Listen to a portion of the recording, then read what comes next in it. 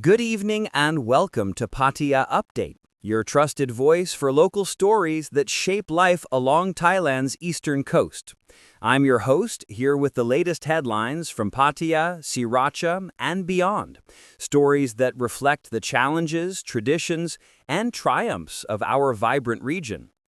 Let's begin tonight with developments that could reshape the nightlife scene across Thailand. In Pattaya this week, members of the city's Nightlife Business Association delivered an urgent appeal to lawmakers in Bangkok. Led by President Lisa Hamilton, the group met with Senator Dr. Pratum Wongsawatsky, who serves as vice chairman of the Senate Committee on Tourism and Sports.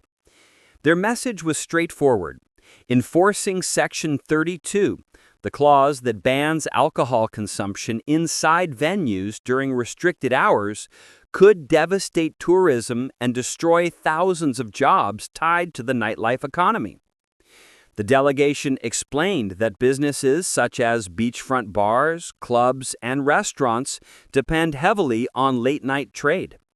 Hamilton warned that strict enforcement might not only harm revenues, but also open opportunities for corruption, particularly cases of foreign tourists being targeted by dishonest officials.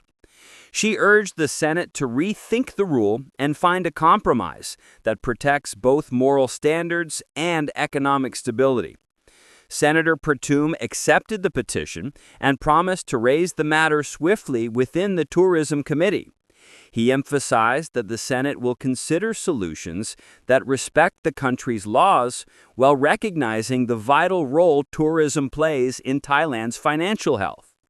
For nightlife operators, the final decision could determine whether their industry thrives or collapses under new restrictions.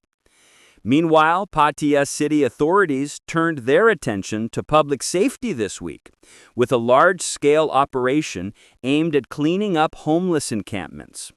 On October 7th at about 10 in the morning, teams from the Social Welfare Division and the Cleanliness Control Division, joined by local police, launched a coordinated sweep through several abandoned properties.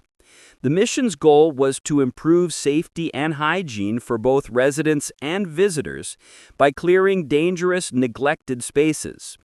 Two main locations were targeted: a vacant lot along Top Raya Road and a deserted building on Soi Sen Sabai in South Pattaya. City Council member Wuti Torn Samarai and Siti Chai Arjtong from the Chonburi Provincial Administrative Organization supervised the effort.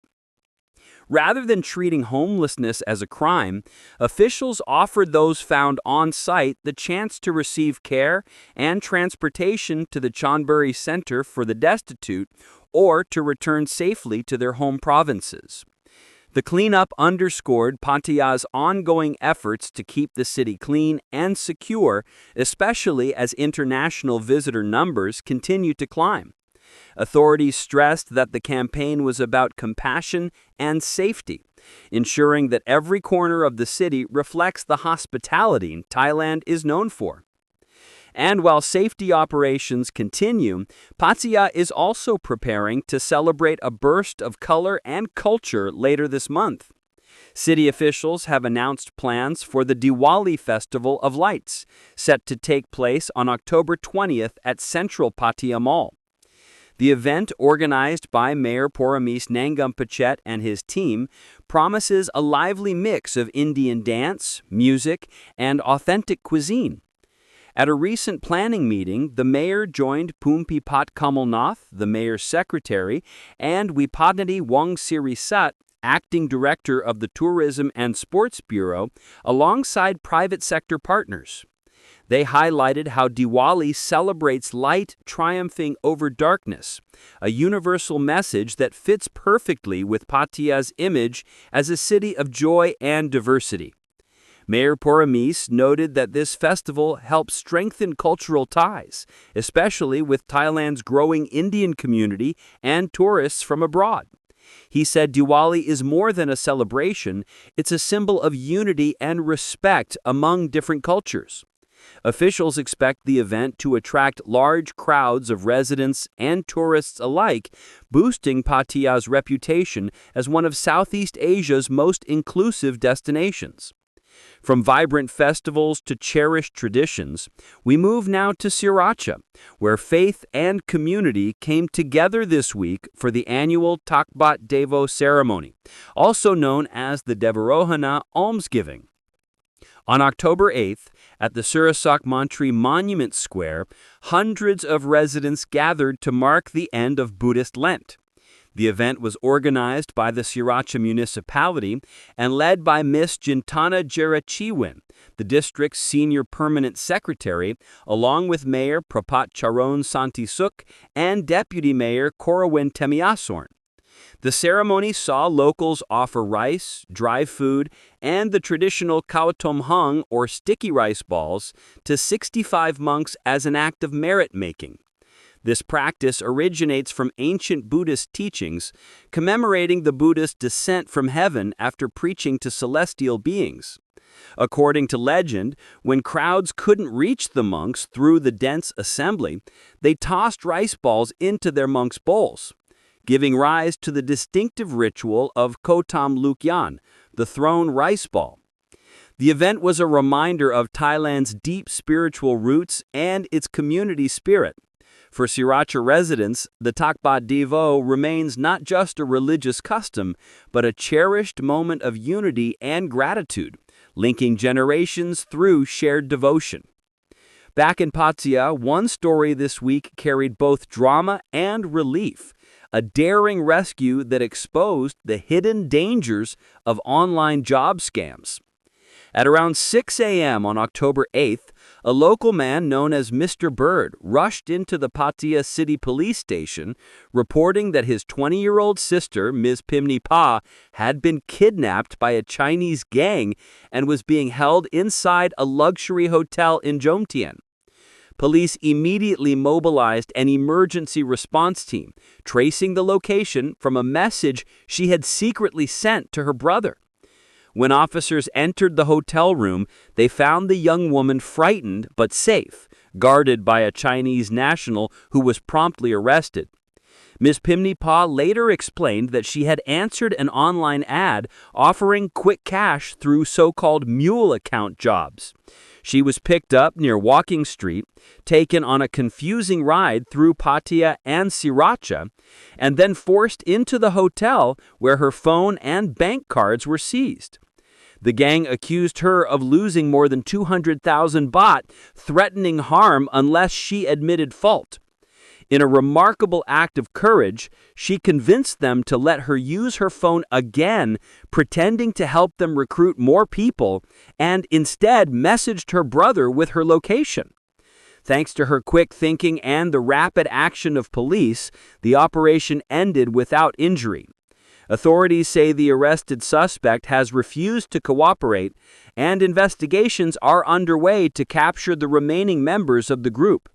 Police are now warning the public to be cautious about online job offers that involve sharing personal bank information, scams that have become increasingly sophisticated and dangerous. And finally tonight, an interesting look at tourism perceptions in Pattaya. Why some foreign visitors appear perfectly happy with local prices, while others complain loudly. Pattaya's reputation as a global playground often sparks debates about value for money. Many Western travelers have recently voiced concerns about rising costs, stronger exchange rates, and inflated prices for food and entertainment. Yet visitors from India, China, and Russia often describe the same city as surprisingly affordable, or at least reasonable for what they get. The reasons are varied. Indian tourists frequently travel in groups or through corporate packages, splitting accommodation costs and avoiding daily expenses. Chinese travelers often book prepaid tours before leaving home, meaning they rarely deal with fluctuating prices or local markups. Meanwhile, many Russian visitors compare Pattaya's prices to higher costs back home, finding Thailand comparatively budget-friendly despite global inflation. Spending habits differ as well.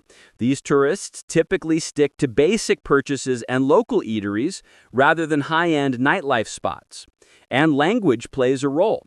Complaints about overpricing often circulate on English-language forums, while discussions in Indian, Chinese, or Russian communities are limited to their native networks, keeping frustration less visible online. Analysts say this shows how satisfaction in tourism is always relative. For some travelers, a 100 baht beer feels expensive. For others, it's still a bargain with a sea view.